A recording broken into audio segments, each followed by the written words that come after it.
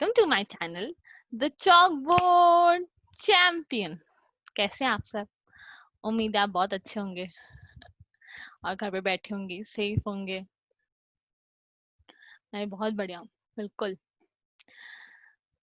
अब हमने पहले वाली वीडियोस में क्या पढ़ा था? एंटरप्रेन्योरशिप के बारे में पढ़ा था कि एंटरप्रेन्योर कौन होता है, एंटरप्रेन्योरशिप क्या होता है, एंटरप्राइज क्या होता है। ये थ्योरी सब्जेक्ट बहुत ही बोरिंग हो जाता है ना। कभी कभी ऐसा लगता है कि थ्योरी पढ़े ही नहीं। पर इस लर्निंग को फन लर्निंग बनाने के लिए मैं हूं ना, यहाँ पे आपके साथ हूँ। बस थ्योरी सब्जेक्ट है, मुझे याद कीजिए। प्रैक्टिकल सब्जेक्ट में भी याद कीजिए, पर थ्योरी में ज्यादा कीजिए। जल्दी आपका आसान बना दूंगी लर्निंग। तो चलिए शुरू करते हैं। बहुत मजा आने वाला है। अपन आज आगे के फंक्शंस के बारे में पढ़ेंगे, एंटरप्रेन्योर के बारे में। मेरे हिसाब से वॉल्ट डिज्नी और जो दूसरे थे, मतलब कौन थे, मनसुख भाई, उनके वीडियोस देख के तो मुझे लगा होगा किसी ना किसी के मन में जरूर कुछ जागा है कि हाँ भाई, कुछ तो बिजनेस करना ही करना है ना। मेड इन इंडिया, कुछ अच्छा इनोवेट करेंगे रिस्क लेके और कुछ अच्छा बिजनेस करेंगे, है ना। तो इस अपने मोटिवेशन को जारी रखिए और चलिए मेरे साथ पढ़िए।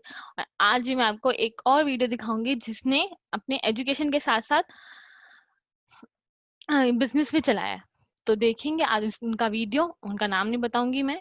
तो चलिए शुरू करते हैं। तो देखिए हमने क्या पढ़ा था पहले।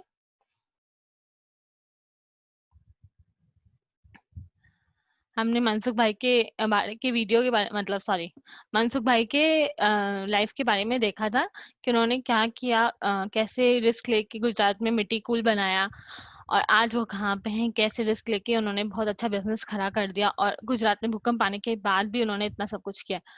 तो अब आगे चले। फिर एंटरप्रेन्योर के बारे में पढ़ा था। एंटरप्रेन्योर कौन होता है, जो अपन ने डेफिनेशन पढ़ी थी कि सबसे ज्यादा मैंने बताया था एंटरप्रेन्योर का नाम है तो वहाँ इनोवेशन और रिस्क टेकिंग लिख लेना। तो वो एक प्रोफेशनल मैनेजर होता है जो रिसोर्स को अलोकेट करता है और से गेन बनाता है और अपॉर्चुनिटी को ग्रैब करके गेन कमाता है। तो ये होगा एंटरप्रेन्योर, ठीक है। फिर हमने क्वालिटीज पढ़ी थी एंटरप्रेन्योर की कि क्या क्या क्वालिटीज हो सकती है। आपको पता याद आया कोई जो जिनमें एंटरप्रेन्योर की क्वालिटी हुई? हाँ, तुमसे ही पूछ रही हूँ मैं, वो जो बैठे हो ना तुम। हाँ, लाल टी शर्ट में। ध्यान दो पढ़ाई पे, क्या पढ़ाया मैंने याद भी है। Qualities of entrepreneur: develops in own enterprise, moderate risk taker, innovative.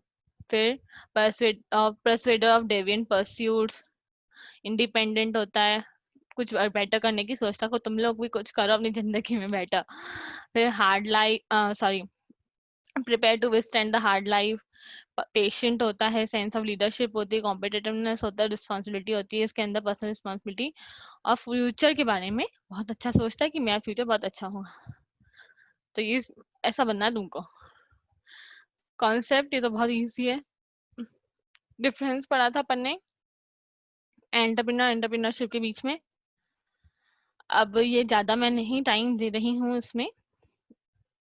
जो एक्टिविटीज परफॉर्म करता है एंटरप्रेन्योरशिप होती है, और जो एंटरप्रेन्योर होता है वो तो मैंने आपको बता दिया।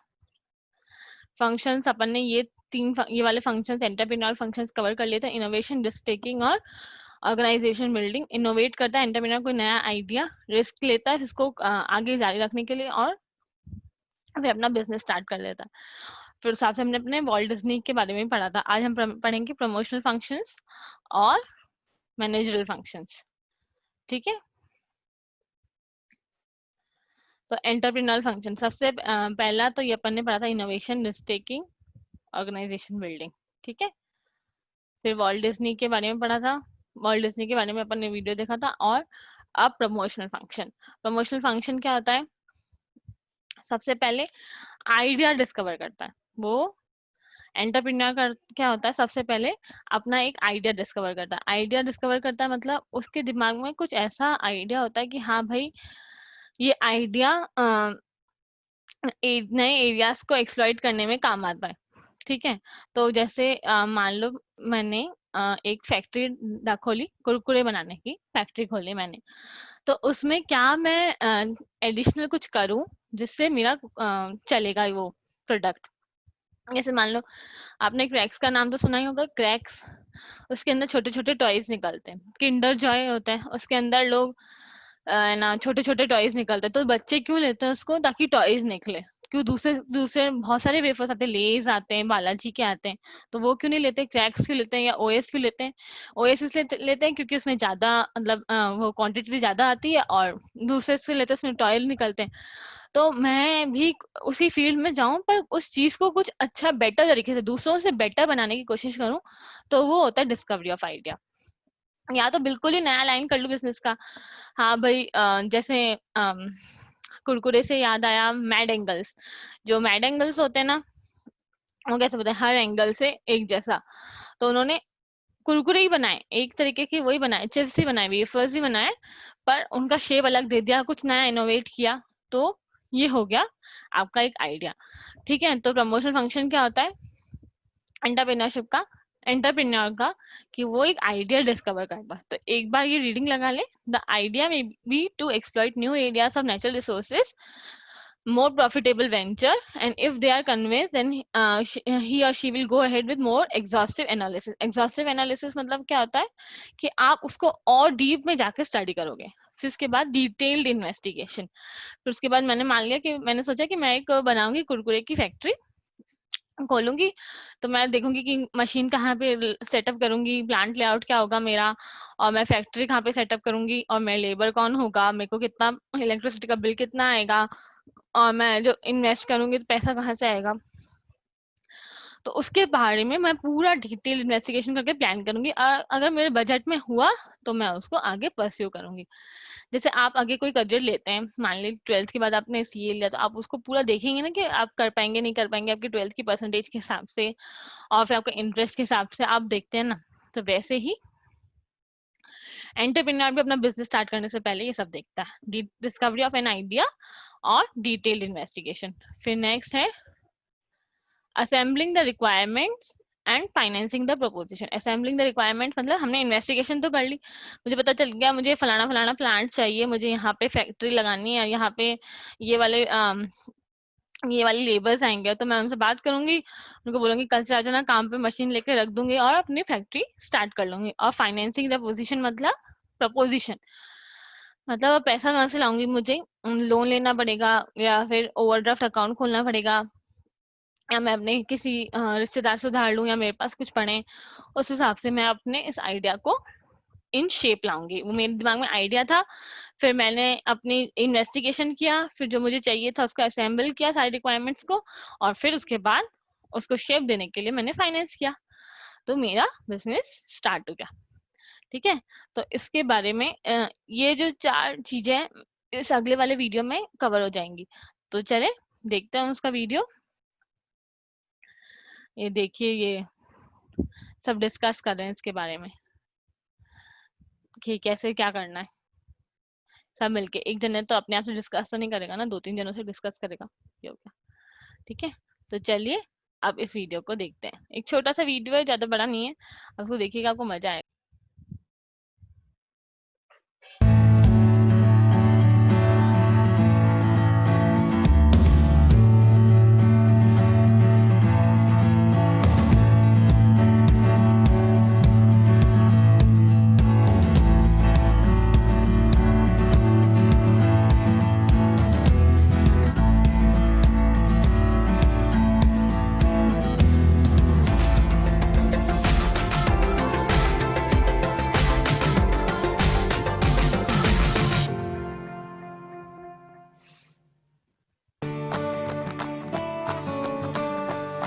I started somewhere around 2 months back. It was 20th of May. I started it from SG Highway, the most famous street of Ahmedabad, जहाँ बहुत ज़्यादा पब्लिक रहती है, तो मैंने वहाँ से अपना इनिशिएटिव स्टार्ट किया था। Simultaneously I am an MBA student as well, so मेरा दिन में MBA रहता है, शाम को सिर्फ 6 से 12 में मैं अपना चाय सेल आउट करता हूँ। I knew everybody ask this question कि वाई टी, तो I think India runs on chai. You can not imagine India without चाय।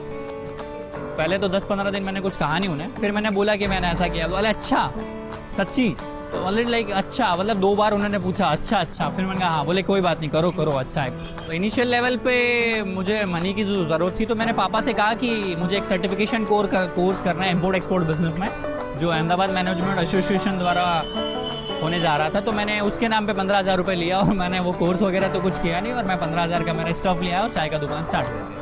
मैं 4 महीने पहले अहमदाबाद आया हूँ, तो basically I am from Indore, तो 4 महीने पहले मैं आया और अहमदाबाद के बस फूड मतलब अहमदाबाद को एक्सप्लोर करता था। I love exploring cities. तो मैंने फिर स्टार्ट कर दिया मैकडोनल्ड्स में काम करना। तो 3 से सवा 3 महीना मैंने वहाँ जॉब किया मैकडोनल्ड्स में, और उसके बाकी दिन मैं दिन भर एक्सप्लोर करता है अहमदाबाद की हर गलियों को, देखता कि एक्चुअली यहाँ है क्या। तो मुझे पता चला कि यहाँ के लोग फूड एडिक्ट्स बहुत हैं, यहाँ के लोग फूडी है, बहुत खाते हैं, लाइक मी। जैसे मैं चाय पीता हूँ, दिन भर खाते रहता हूँ, तो यहाँ के लोग मुझे बहुत फ्रेंडली लगे, बहुत फूडी लगे। तो just the way it was. अभी तो कोई प्रॉब्लम्स है नहीं, सबसे ज़्यादा प्रॉब्लम है टाइमिंग का। मतलब अभी सिर्फ सोने का 4-5 घंटे का होता है। सुबह 6 बजे उठ के आना, कॉलेज जाना, कॉलेज के बाद इधर आना, 12-1 बजे तक इधर रहना, तो पूरी तरह से हेक्टिक स्केड्यूल होता है, पूरा थक जाता हूँ। उसके बावजूद ये तो पर्सनल हो गया, बाकी यहाँ पे लोकल कम्युनिटीज़ ने मुझे थोड़ा थ्रेटन किया था शुरू में। एएमसी हुआ, पुलिस वालों ने, because being on street they do not allow to start your own business over here. So शुरू में दिक्कत हुई, बट अभी सब नॉर्मल हो गया है। फिर जैसे मैंने कहा ना, पेरेंट्स को मैंने 10-15 दिन पहले बोला नहीं था, बाद में बोला। ऐसे ही फ्रेंड्स को भी नहीं बोला है, अभी बोलता हूँ तो उन्हें अच्छा लगता है। फर्स्ट तो दे गट शॉक कि यार भाई तू इतना इंटेलिजेंट है, एमबीए कर रहा है, ये है वो है, राइटर है, कोरा पे लिखता है, ये करता है, फिर तू चाय क्यों बेच रहा है, तुझसे उम्मीद नहीं थी। तो देवर लाइक कि ओ तुझसे ये उम्मीद नहीं थी। तो मैंने कहा थैंक यू, बस I just say thank you them. और फिर वो सपोर्ट करते हैं, आखिरी में उन्हें करना ही है सपोर्ट, तो दे जस्ट सपोर्ट। एक कस्टमर जो मुझसे चाय पी के आता है, वो मुझे हमेशा आता है मेरे पास। मेरा 100% कस्टमर रिटेंशन है अभी तक। I am very much happy, I am very much excited, I am very much happy. और मुझे अच्छा लगता है, मुझे चाय बनाना अच्छा लगता है, मुझे सर्व करना अच्छा लगता है, कस्टमर से बातें करना अच्छा लगता है, उनके एक्सपीरियंसेस और उनकी स्टोरीज सुनना अच्छा लगता है। तो it is going very well. मैं अपनी ड्रीम की तरफ बढ़ रहा हूँ और मैंने अपना पहला कदम बढ़ा लिया है, तो देखते हैं हाउ लॉन्ग इट गोज़। और मुझे लगता है कि अच्छा चलेगा जो भी होगा। अगर फ्यूचर में कहूँ तो मेरा एक ड्रीम है कि इंडिया में अगर कोई भी व्यक्ति अगर चाहे कि मुझे चाय पीनी है, तो वो चाय मेरी हो, मेरी कंपनी की हो और मेरे इनिशिएटिव की हो। इंडिया के हर कोने में अपनी चाय देखना चाहता हूँ। That is my dream.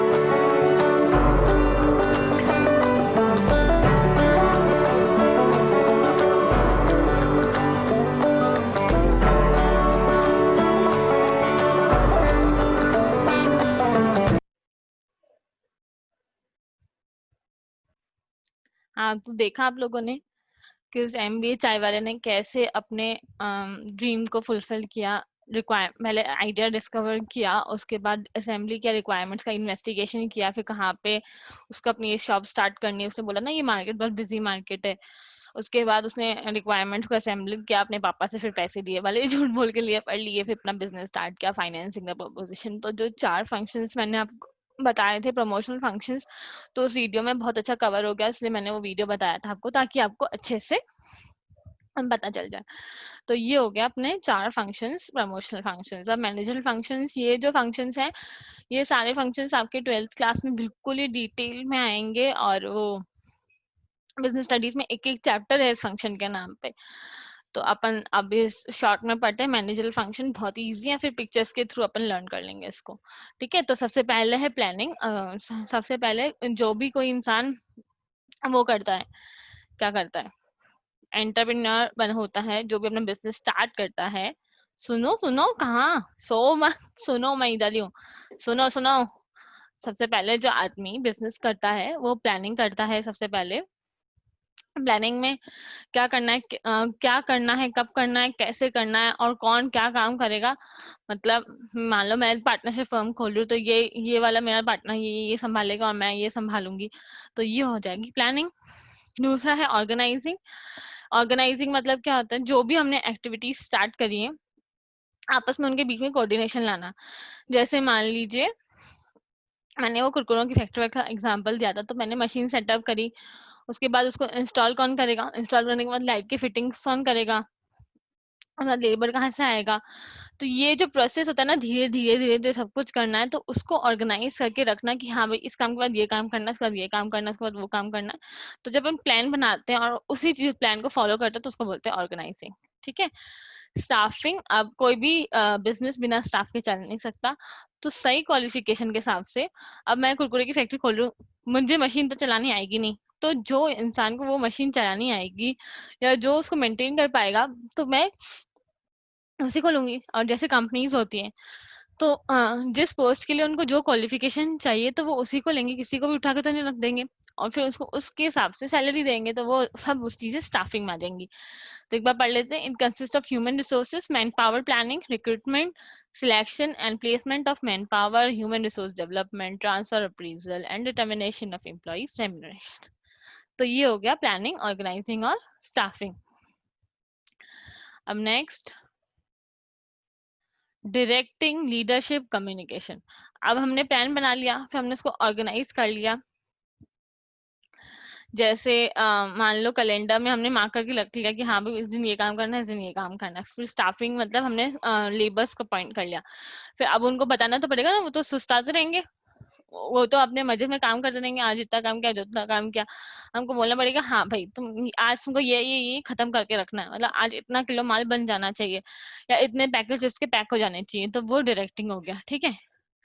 Leadership मतलब एक जैसे मकान बनता है, आपने देखा होगा मकान बनते हुए, तो एक तो होता है मजदूर, तो उसको लेबर बोलेंगे, और एक उसके ऊपर होता है ठेकेदार, जो सब काम करता कुछ नहीं है पर संभालता रहता, बोले यहाँ से ये उठाओ, वहां से ये उठाओ, ये वेस्ट मत करो, वो वेस्ट मत करो, तो वो होता है लीडरशिप। जैसे अपनी क्लास में भी लीडर होता है, प्रीफेक्ट होता है, मॉनिटर, और अपने स्कूल में भी कैप्टन्स होते हैं। तो वो कौन होते हैं? लीडर्स होते हैं। और फिर जो प्रिंसिपल, डायरेक्टर, चेयरमैन होता है, वो उनको बोलते हैं लीडर्स को, और फिर वो हिसाब से काम करवाते हैं। तो डायरेक्टिंग और फिर लीडरशिप। और कम्युनिकेशन मतलब जैसे कोई चीज बोलनी होगी, छोटी सी चीज है तुम्हारे स्कूल में, तुम लोग स्कूल तो जाते ही होंगे सब जो जो वीडियो देख रहे हो तो स्कूल जाता ही होगा, नहीं भी जाए तो कोई बात नहीं, कभी तो गया होगा। ठीक है। अंदर जैसे मान लीजिए एक हमारे स्कूल के डायरेक्टर है, और वो चाहते हैं कि हम लोग है ना एक रक्षाबंधन का प्रोग्राम ऑर्गेनाइज करें, जिसमें सारी क्लासेस राखी राखी ही बनाएंगी। ठीक है। तो वो डायरेक्टर एक एक क्लास में आके बोलेगा तो नहीं सबको कि हाँ भाई रक्षाबंधन है, राखी बनाना, राखी बनाना, ऐसे तो नहीं होता है ना। या तो कैप्टन आते हैं, या तो नोटिस बोर्ड पे लग जाता है, और ज्यादा करके तो कैप्टन से आते हैं, हाँ भाई राखी मेकिंग कंपटीशन है और सब लोग पार्टिसिपेट करना, हाउस वाइज होगा, ये होगा, वो होगा, ऐसे कैसे करना है। तो यही होता है कि मतलब जो अपर लेवल पे होते हैं, जो लीडर्स होते हैं अपर लेवल पे होते हैं, वो लीडर्स को बोलते हैं, लीडर्स कम्युनिकेट करते हैं। तो कम्युनिकेशन किसी भी बिजनेस में बहुत जरूरी है। मान लो कि है ना लेबर ने मेरी कुरकुरे की फैक्ट्री में कुछ गड़बड़ कर दी, कुछ कुरकुरे के पैकेट्स खाली चलेगा, अब जब तक वो मुझे बताएगा नहीं, या उसको कुछ प्रॉब्लम है, तो वो जब तक मुझे बताएगा नहीं तब तक मैं कैसे काम चलाऊंगी। ठीक है। तो कम्युनिकेशन टू साइडेड बहुत जरूरी है। तो जो भी इंफॉर्मेशन एक्सचेंज होती है उसको कम्युनिकेशन बोलते हैं। बिजनेस में आजकल तो इफेक्टिव कम्युनिकेशन का बहुत है, मतलब आपको सबसे बात करनी चाहिए, खुल के बात करनी चाहिए, पेरेंट्स से भी अच्छे से बात करनी चाहिए। अगर अपने कोई प्रॉब्लम है किसी सीनियर से या फिर किसी बॉस से, तो अपने पेरेंट्स से बात करें, खुल के अच्छे से बात करें, तो फिर आपको आपको रास्ता निकल के आ जाएगा। वैसे बिजनेस में भी अगर मुझे कोई प्रॉब्लम आ रही है, मैं ओनर हूँ, मुझे कोई प्रॉब्लम आ रही है, तो मैं अपने किसी ऐसे फ्रेंड से बात करूंगी जो मुझे अच्छा सलाह दे। जब तक मैं बात नहीं करूंगी और टेंशन में रहूंगी, ओ मेरे बिजनेस में क्या होगा, तो फिर वो नहीं होगा। ठीक है। वो आगे बिजनेस नहीं चलेगा। तो आया समझ में? पहले हमने की प्लानिंग, फिर की ऑर्गेनाइजिंग, फिर करी स्टाफिंग, फिर करा उनको डायरेक्ट, फिर लीडरशिप, लीडर अपॉइंट करें, और फिर उनके साथ बातें करें, गप्पे लड़ाएं, कम्युनिकेशन। ठीक है। उसके बाद कंट्रोलिंग। कंट्रोलिंग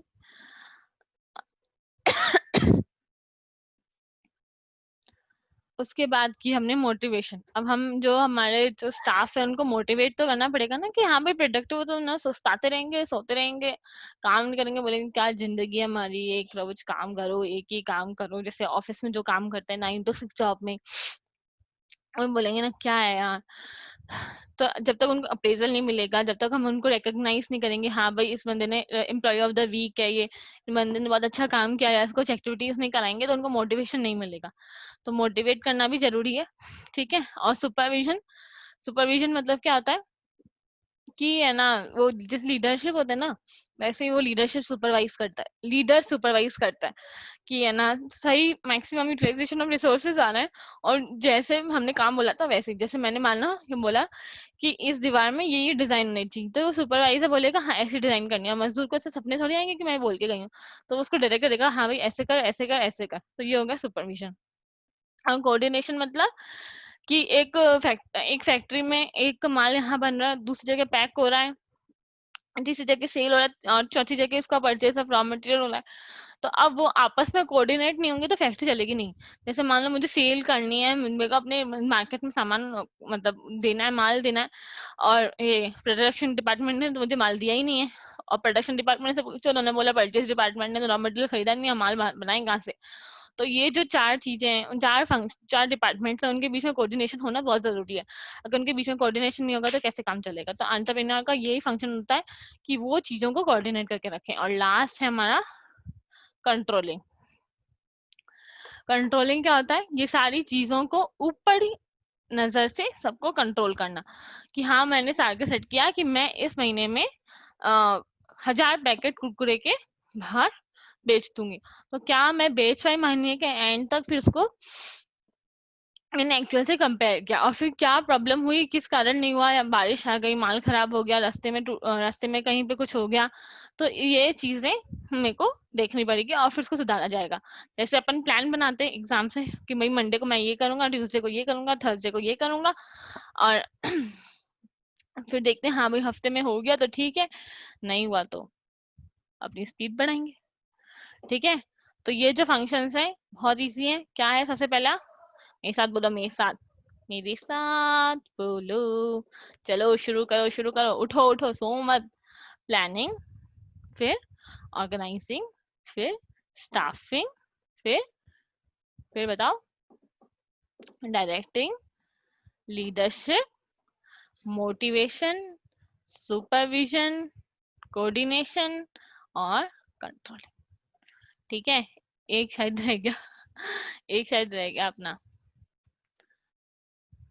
ठीक है, मैं आपको पिक्चर्स दिखा देती हूँ, उससे आपको आराम से याद हो जाएंगे। देखिए, सबसे पहले हमने प्लान बनाया, आइडिया विजन क्रिएट किया आइडिया विजन देखा, और फिर सोचा कैसे स्टार्ट किया।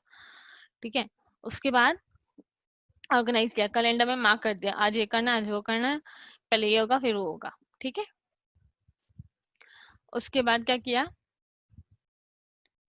हाँ उसके बाद क्या किया, स्टाफिंग किया। देखिए, इतने लोगों में से मैंने एक को चुना, एम्प्लॉय ऑफ द वीक। फिर डायरेक्ट किया लोगों के, आपको इस डायरेक्शन में जाना है कि हाँ भाई ये काम करो। फिर सुपर लीडरशिप, ये रह गया था पॉइंट, लीडरशिप, हाँ भाई मेरे साथ चलो, जो मैं बोलूँ वो करो। उसके बाद कम्युनिकेशन, आपस में लोगों ने कम्युनिकेट किया, अगर बातें नहीं करेंगे तो कैसे पता चलेगा। उसके बाद सुपरविजन, कोई प्रॉब्लम है, कोई सपोर्ट चाहिए, कुछ एडवाइस चाहिए गाइड करने के लिए, सुपरविजन। इन चीजों में कोऑर्डिनेशन बिठाया हमने। और लास्ट कंट्रोल किया, जैसे ये व्हाइट वाला आदमी इस लाल वाले आदमी को अपनी उंगलियों पर नचा रहा है, तो कंट्रोल किया चीजों को। ठीक है, तो मान लो ये व्हाइट वाला आदमी कंपनी है और ये सारे फंक्शंस हैं उसके कंपनी के, तो अगर उसको कंट्रोल नहीं करेगा तो उसका काम नहीं चलेगा। तो ये चीजें हो गई अपनी फंक्शंस, मैनेजरियल फंक्शंस। तो दो फंक्शंस हमने आज सीखे, प्रमोशनल फंक्शंस और मैनेजरियल फंक्शन। तो कैसा लगा आपको, मुझे बताइएगा कमेंट सेक्शन में, और लाइक करें, चैनल को शेयर करें, सब्सक्राइब करें। थैंक यू फॉर वॉचिंग, पूरा वीडियो देखने के लिए थैंक यू, बाय बाय।